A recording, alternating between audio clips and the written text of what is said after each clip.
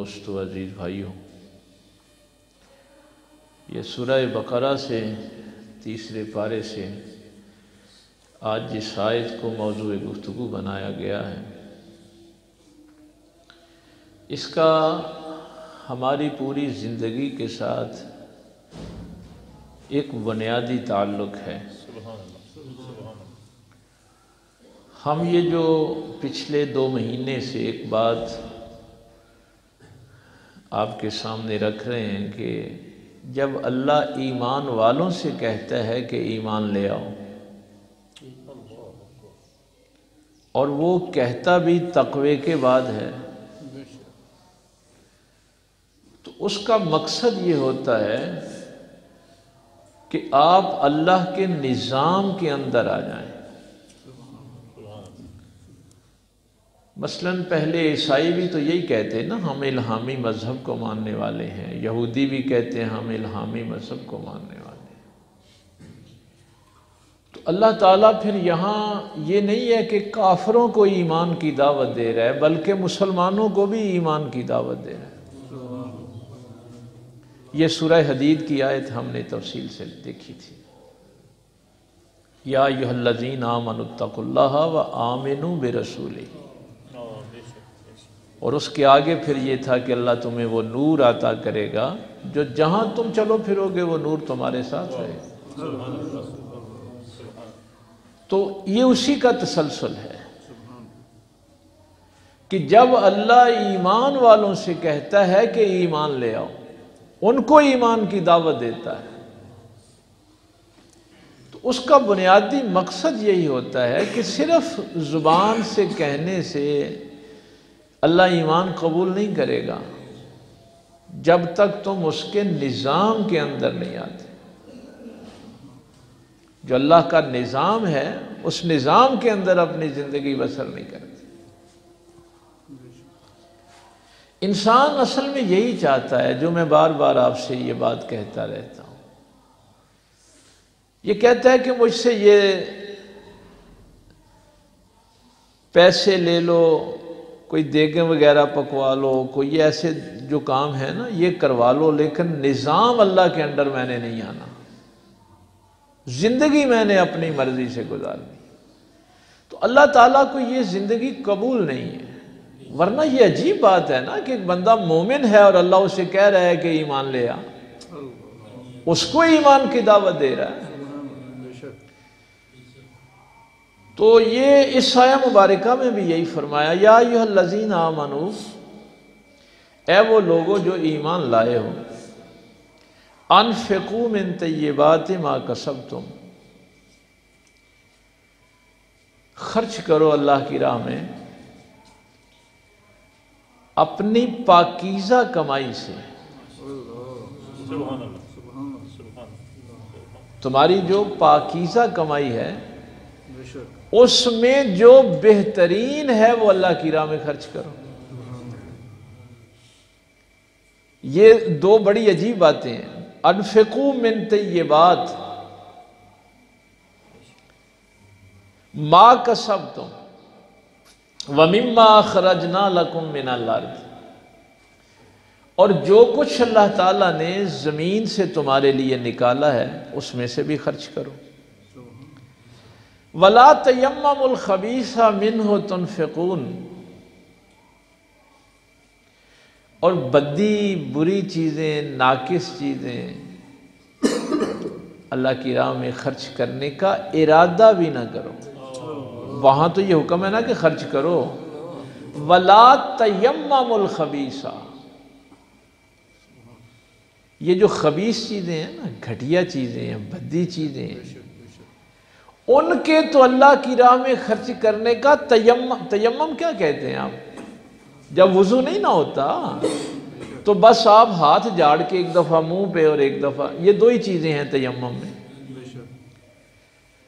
تو یہ جو ہلکا سا آپ نے ٹچ دینا ہے نا، یہ ارادہ بھی نہ کرو کہ ہم کوئی خبیث چیز اللہ کی راہ میں دیں۔ وَلَسْتُمْ بِآخِذِيهِ إِلَّا أَن تُغْمِضُوا فِيهِ، اگر بری چیز کوئی تمہیں دے تو آنکھیں بند کر کے قبول کر لو گے؟ یعنی تم تو گھٹیا تحفے قبول نہیں کرتے اور اللہ کو کیا سمجھتے ہو؟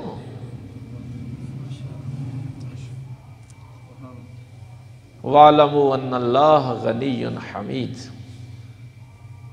اور جان رکھو کہ اللہ تو غنی ہے، اللہ بے نیاز ہے، اور وہ تعریف کیا ہوا ہے، حمید ہے، اس کو کوئی ضرورت نہیں ہے تمہاری بدی اور ناکارہ چیزوں کی، خبیث اور پلید چیزوں کی۔ حضرت رابع بن عازب رضی اللہ تعالیٰ عنہ اب فرماتے ہیں کہ یہ آیت انصار کے لیے نازل ہوئی تھی۔ برہ بن عازب صحابی رسول صلی اللہ علیہ وسلم کہتے ہیں کہ ہوا یوں کچھ صحابہ پاک پیغمبر صلی اللہ علیہ وسلم کے پاس دور دراز سے علم حاصل کرنے کے لیے آئے، جن کو آپ صحابہ صفہ کہتے ہیں۔ ان کے لیے نبی پاک صلی اللہ علیہ وسلم نے ایک چبوترا جو ہے وہ بنا دیا، اب بھی وہاں موجود ہے، روضہ پاک کے قریب ہے۔ تو یہ لوگ علم حاصل کرتے، قرآن کا، حدیث کا، فقہ کا، وراثت کا، غیر ملکی زبانیں سیکھتے، سفارت کاری کے آداب سیکھتے، جنگ کے آداب، یعنی وہ ایک پورا انسٹیٹیوشن تھا نا، پوری یونیورسٹی تھی۔ اور یہ جو آج کل آپ یورپ اور امریکہ میں تھنک ٹینک کا ایک تصور دیکھتے ہیں نا کہ ہر وزارت کے پیچھے ایک تھنک ٹینک ہوتا ہے، تو وہ تھنک ٹینک یونیورسٹیوں سے اہل علم لیے جاتے ہیں۔ یہ تصور بھی لوگوں نے صحابہ صفہ سے لیا ہے کہ نبی پاک صلی اللہ علیہ وسلم نے ہر فیلڈ کی ایک ٹیم تیار کی تھی، یعنی وراثت کا علم کسی کے پاس ہے، قرآن کا، فقہ کا، جہاد کا، یہ سارے علوم جو تھے ان کے علیحدہ علیحدہ تھنک ٹینک تھے جو ان علوم میں مہارت حاصل کرتے تھے۔ مثلا حضرت حسان میں اس کی چھوٹی سی ایک مثال دوں، ویسے وہ کبھی صحابہ صفہ کا موضوع آیا تو پھر تفصیل سے کریں گے بات، ایک چھوٹی سی مثال دے دیتا ہوں۔ حضرت حسان بن ثابت کو سربراہی ملی ہے کہ آپ نے یہ جو ادب والا، شاعری والا کام ہے نا، اس کی سرپرستی کرنی۔ اب ان کا کام کیا تھا کہ وہ جو مشرکین کے شعراء اسلام اور بانی اسلام اور قرآن کے خلاف اشعار کہتے تھے، ان کا جواب اشعار میں دینا۔ یعنی اس سے دیکھیں نا کہ ہر فیلڈ کا جواب وہی فیلڈ والا دے۔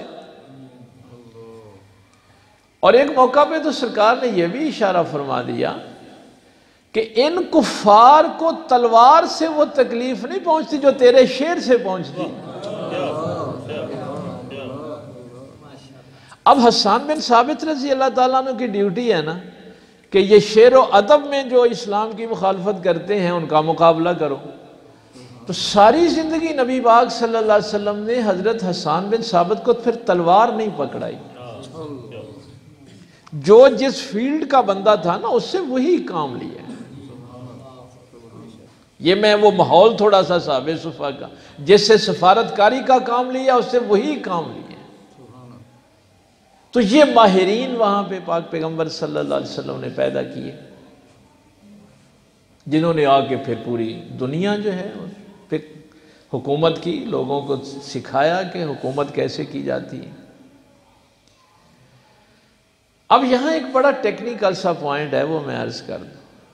یہ جو لوگ ماہرین علم تھے وہ کسی فیلڈ کے بھی تھے، یہ نہیں ہے کہ وہ قرآن حفظ کرنے آیا ہے یا حدیث سیکھنے آیا تو ٹھیک ہے، جو وراثت کا علم سیکھنا ہے وہ بھی انہی میں شامل ہے، جو غیر ملکی زبانیں سیکھتا ہے وہ بھی اسی علم میں شامل ہے، جو جہاد سیکھتا ہے، جو شاعری سیکھتا ہے۔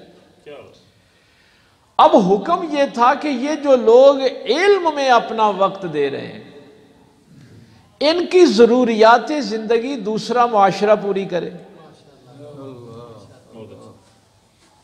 بلکہ ایک موقع پہ تو بندے نے جب آ کے شکایت لگائی نا کہ یا رسول اللہ صلی اللہ علیہ وسلم میں تو سارا دن مزدوری کر کے روٹی کماتا ہوں اور یہ میرا دوسرا بھائی جو ہے یہ قرآن سیکھنے میں یہاں لگا رہے، یہ تو کمائی کرتا نہیں، تو پاک پیغمبر صلی اللہ علیہ وسلم نے فرمایا کہ تیرے پاس جو کمائی ہے یہ اسی کی وجہ سے تو ہے۔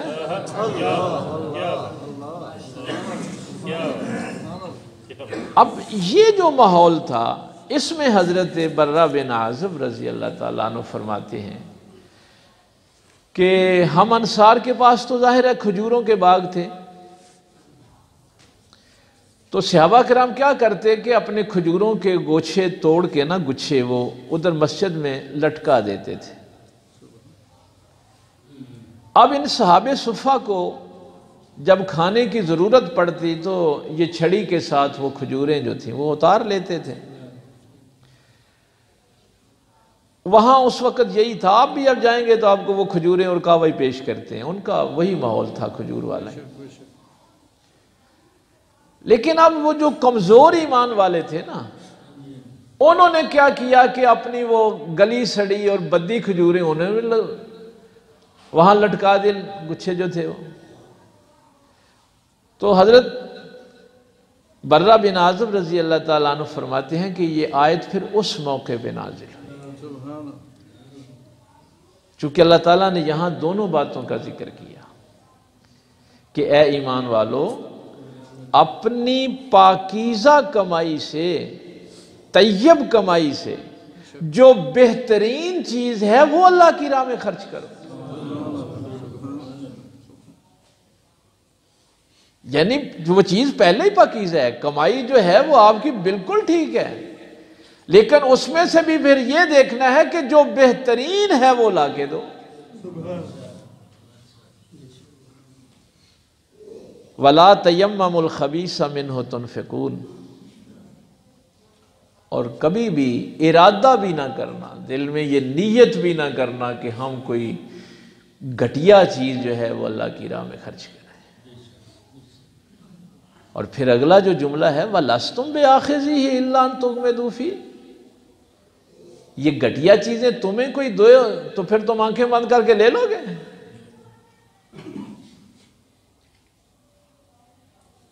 میں کئی دفعہ یہ آیت جب پہلے بھی ظاہر ہے گزرتی ہے نظر سے کہ ہمارا جو رویہ ہے کہ ہم نے مانگنے والوں کو اپنا پرانا سوٹ دے دیا اور پھر دل میں یہ خواہش بھی کی کہ ہمیں اللہ نیکی دے گا، ہم غریبوں کی خدمت کر رہے ہیں، جو کھانا بچ گیا وہ دینا اور پھر کہنا کہ ہمیں وہاں سے ثواب بھی ملے گا۔ پہلی تو شرط یہ ہے کہ تمہاری کمائی پاکیزہ ہو، اور اس پاکیزہ کمائی سے جو بہترین چیز ہے وہ اللہ کی راہ میں خرچ کرو۔ اگلی آیت میں فرمایا الشیطان یعدکم الفقر، یہ تم حرکت بھلا کرتے کیوں ہو؟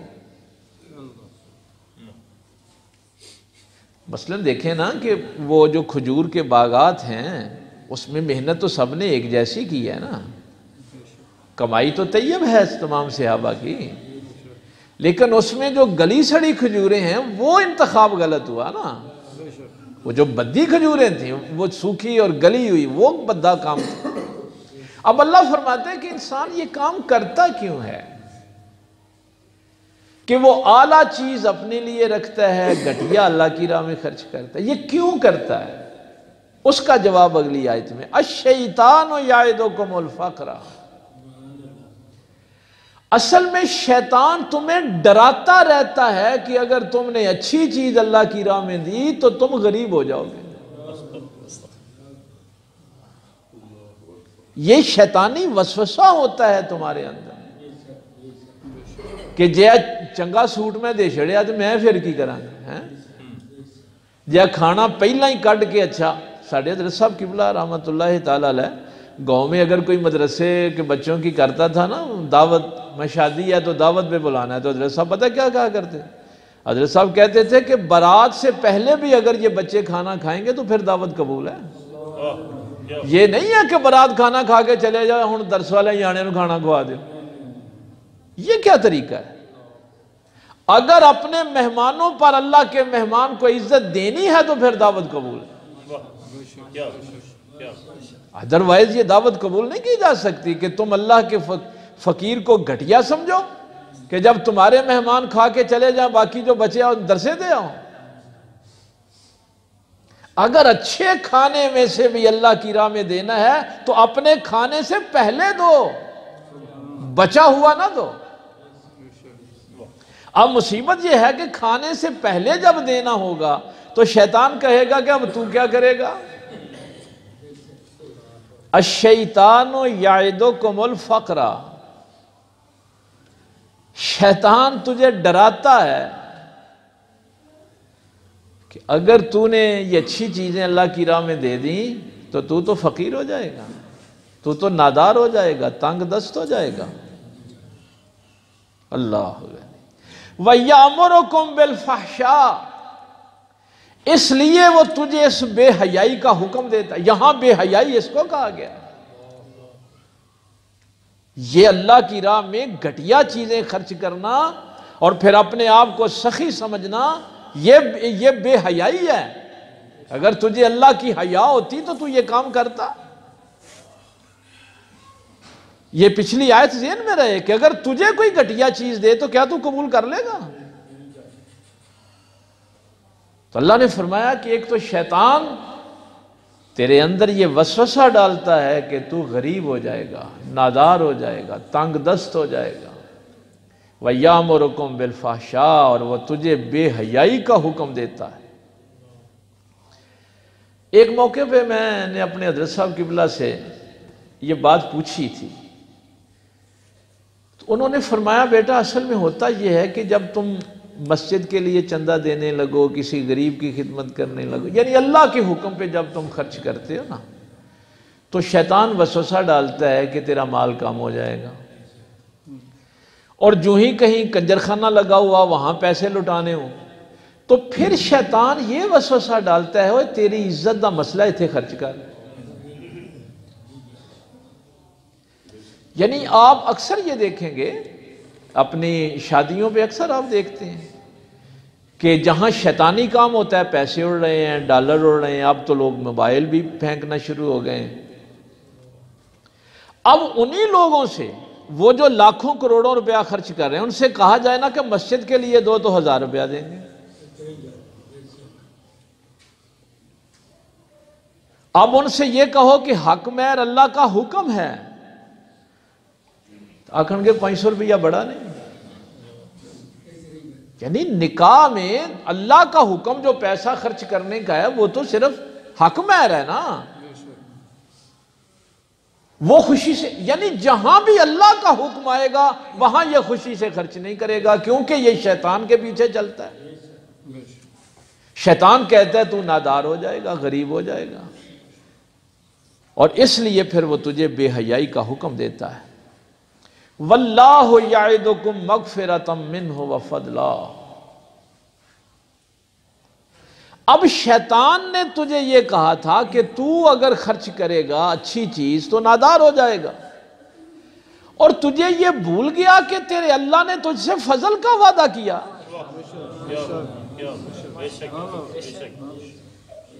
اللہ نے بھی تو تجھ سے وعدہ کیا ہے نا کہ تیرے ایک کو میں 10 گنا کر دوں گا، 70 گنا کر دوں گا، 700 گنا کر دوں گا۔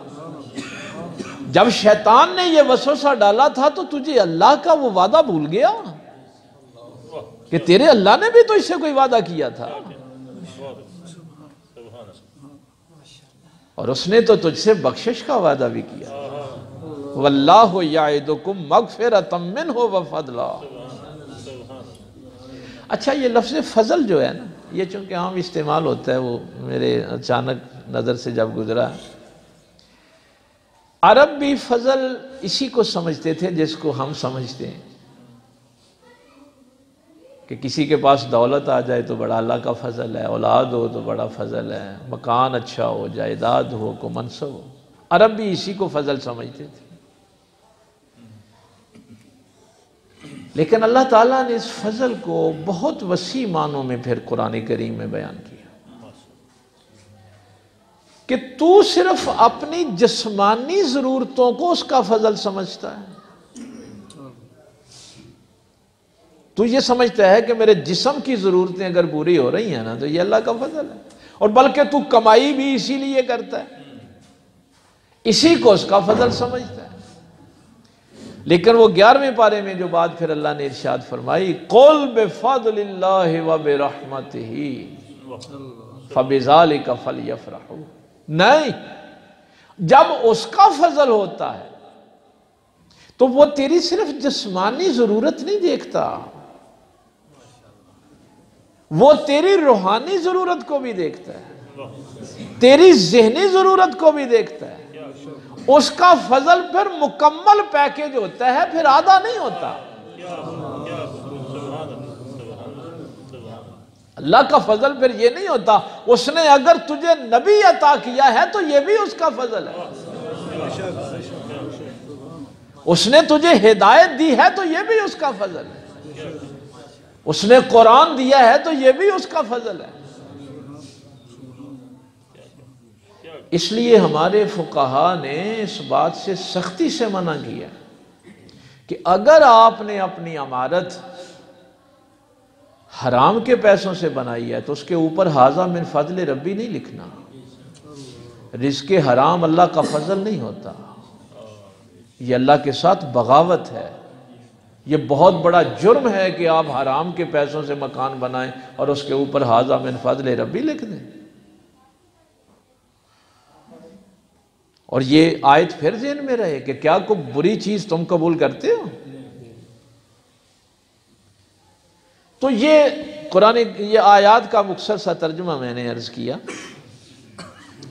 فضل کے بارے میں یہ ذہن میں رکھنا۔ چلو آج تھوڑی سی اس کی تشریح کر لیتے ہیں، باقی پھر بعد میں انشاءاللہ ہو جائے گی۔ اللہ تعالیٰ نے فرمایا کہ محمد الرسول اللہ والذین معہ اشداء علی الکفار رحماء بینہم تراہم رکعا سجدا یبتغون فضلا من اللہ ورضوانا۔ جو نبی پاک صلی اللہ علیہ وسلم کو اللہ کا رسول مانتے ہیں نا، ایمان لاتے ہیں،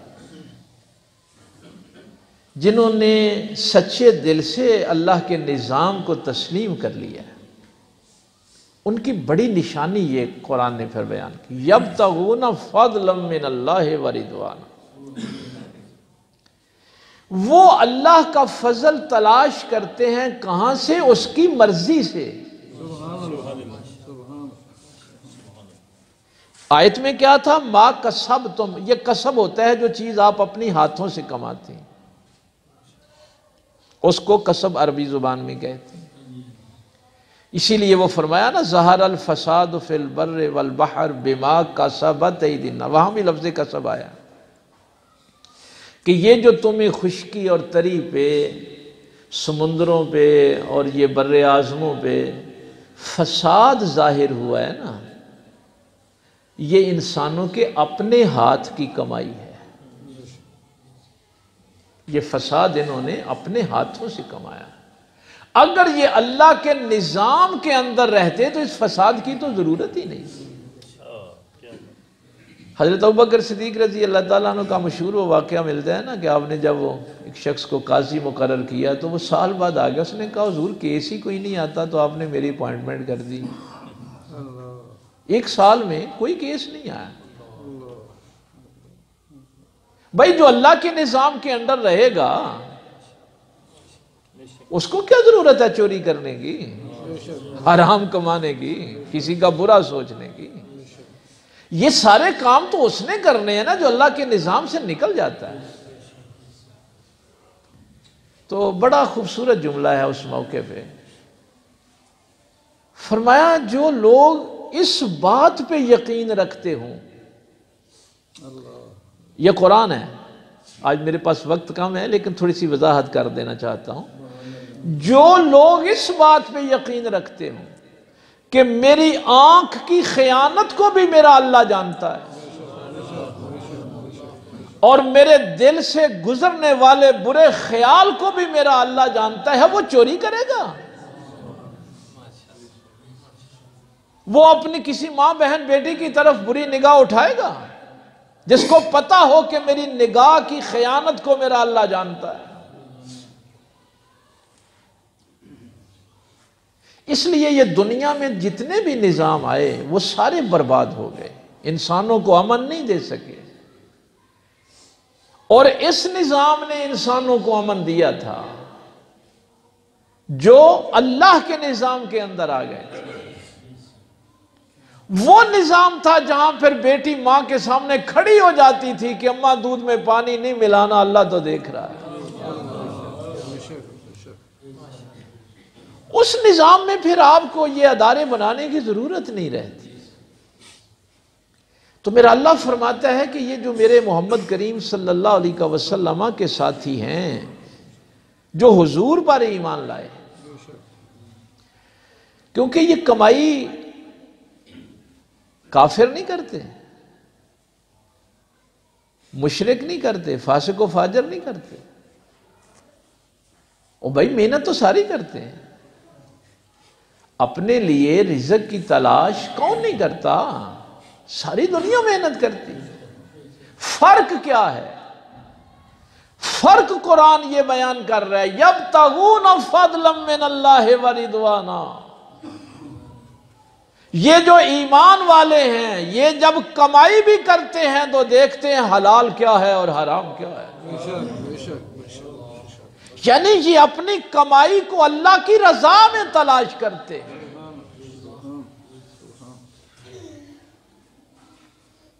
اب یہ آیت ذہن میں رہے گی نا کہ شیطان کہتا ہے کہ تو تنگ دست ہو جائے گا، اس لیے چیزوں میں ملاوٹ کر لے، اپنی کمائی بڑھا لے، جھوٹ بول کے کمائی کر لے، بدی چیزیں اللہ کی راہ میں دے دے، اچھی اچھی چیزیں خود سنبھال لے، اور تجھے اس وقت یہ بھول جاتا ہے کہ تیرے اللہ نے بھی کوئی تجھ سے وعدہ کیا ہے۔ جب شیطان یہ وسوسہ ڈالے تو اس سے کہہ دینا کہ نہیں، مجھے اپنے اللہ کے وعدے پہ یقین ہے، پھر کبھی تو شیطان کے وسوسے میں نہیں آئے گا۔ یہ اللہ تعالیٰ نے موقع دیا تو ہم اگلے جمعے اس پہ تفصیل سے بات کریں گے، آج میں صرف عنوان عرض کر دوں۔ یہ جو ہم ایمان پہ گفتگو کر رہے ہیں نا 2 مہینے سے، کہ یہ ایمان ہم نے اسی دنیا میں حاصل کرنا ہے، اور اسی ایمان کی بنیاد پہ میری آخرت کا فیصلہ ہونا ہے، میری قبر حشر کا فیصلہ ہونا ہے۔ اس کے لیے 4 چیزیں ہیں: عقائد، عبادات، معاملات اور اخلاقیات۔ یہ 4 چیزیں ہیں جو انسان نے حاصل کرنی۔ سب سے پہلے عقیدہ ہوتا ہے، میرا توحید کا عقیدہ۔ یہاں بھی وہ عقیدہ ہی بیان ہو رہا ہے کہ ایک بات شیطان نے تجھ سے کہی تھی، اگر عقیدہ اللہ پہ مضبوط ہوتا تو شیطان کے وسوسے میں نہ آتا۔ یہ جو شیطان نے تجھے کہا تھا نا کہ یہ 2 نمبر طریقے سے مال اکٹھا کر لے کہیں تنگ دست نہ ہو جائے، تو اس کے فریب میں کیوں آ گیا؟ اس لیے کہ تیرا اللہ پہ عقیدہ ٹھیک نہیں تھا۔ عقیدہ ٹھیک ہو تو مولا علی سرکار نے پتہ ہے عید کے موقع پہ اپنے غلام سے کہا تھا کہ ایک سوٹ میرے لیے لے آ، ایک اپنے لیے لے آ۔ اب کمبر نے، اور کمبر بھی کہتے ہیں، دونوں طریقے سے اس کو بیان کیا جاتا ہے، پروننسیشن اس کا تلفظ جو ہے کمبر بھی اور کمبر بھی بیان کیا جاتا ہے۔ غلام تھا سرکار مولا علی کرم اللہ وجہ، تو اس نے سوچا کہ آپ تو امیر المومنین ہیں، بادشاہ وقت ہیں، ان کے لیے ذرا اچھا لباس ہونا چاہیے، اور میں غلام ہوں، میرے لیے ہلکا لباس بھی ہوگا تو ٹھیک۔ لیکن جن کا توحید پہ ایمان ہوتا ہے نا، اللہ پر ایمان ہوتا ہے، جب اس نے کپڑے لا کے رکھے تو میرے مولا علی سرکار نے پوچھا کہ یہ تو نے کیا کیا ہے؟ اس نے کہا حضور میں نے سوچا تھا کہ آپ کو بیرونی ممالک سے سفیر آتے ہیں، بادشاہ آتے ہیں ملنے کے لیے، تو آپ کا لباس اچھا ہونا چاہیے، میں تو غلام ہوں، میرا گھٹیا بھی ہوگا۔ تو آپ نے فرمایا نہیں، اب فیصلہ یہ ہے کہ یہ جو تم میرے لیے لے کے آیا نا یہ تو پہنے گا، اور تیرے والا میں پہنوں۔ شیطان یہی وسوسہ ڈالتا ہے نا، اگر اچھا دے دیا تو تیرا کیا بنے گا؟ الشیطان یعدکم الفقر، شیطان نے وسوسہ ڈالا، تجھے ڈرایا کہ تو تنگ دست ہو جائے گا، لیکن مولا علی اپنے عمل سے بتا رہے ہیں کہ نہیں، جو میرے اللہ نے وعدہ کیا ہے وہ حق ہے، وہ سچا وعدہ۔ اور کیا یہاں پہ نفسیات والوں نے ایک بڑا جملہ لکھا ہے، وہ کہتے ہیں کہ مولا علی سرکار علم نفسیات کے بھی اتنے ماہر تھے کہ اب یہ سوچا کہ یہ میرا غلام کہیں یہ نہ سمجھے کہ علی نے میرے اوپر کوئی احسان کر دیا ہے۔